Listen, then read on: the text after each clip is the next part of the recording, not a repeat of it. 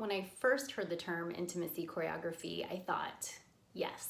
Having a background in relationship coaching and sex education and consent education, this fit perfectly in alignment with what I want to bring to the industry.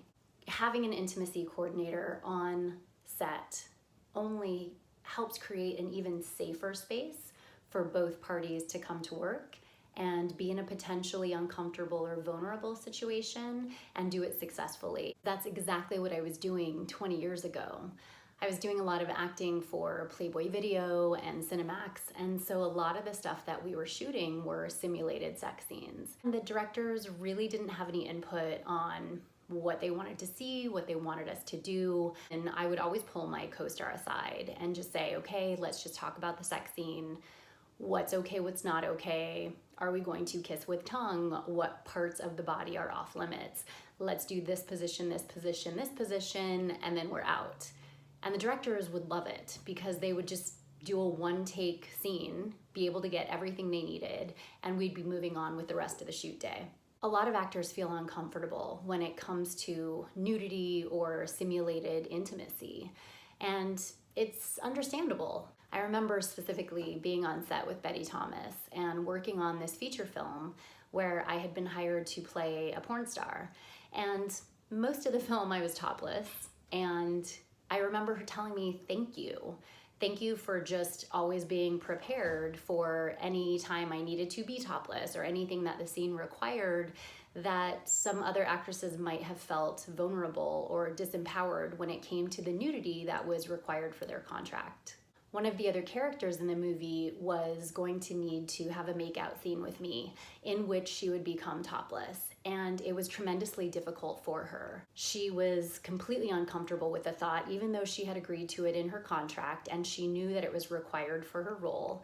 She had a lot of anxiety and stress leading up to the shooting of this scene. So I pulled her aside and I was like, hey, this is what's required for the scene. Let me know what you're comfortable with. I won't go past any boundaries. Let me know if you need a closed set. These were all things that she was so unfamiliar with. She didn't know what the protocol was. She didn't know what her rights were. She didn't know how to navigate this part of her job.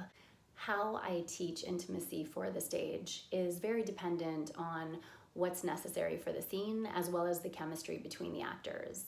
Other intimacy coordinators come from an academic and stage acting background. I don't approach intimacy choreography quite the same way. I come from a background of exotic dancing. I was booked on a lot of jobs where I would need to do striptease choreography or simulated sex scenes, and coming from a place of empowerment, was able to successfully navigate those without emotional trauma or feelings getting involved or feeling like I was touched inappropriately. Through my years of giving relationship advice and teaching couples workshops, I've come to find that a lot of people don't understand nuance and they don't understand touch and how different touch can be. There's a huge difference between what is sensual touch and what is sexual touch and what is non-sexual touch. People are also confused by feelings. They feel so much, they are infatuated, they get caught up in a moment. And by teaching them the difference between feeling something and choosing to feel something, you empower them to not take their work home with them.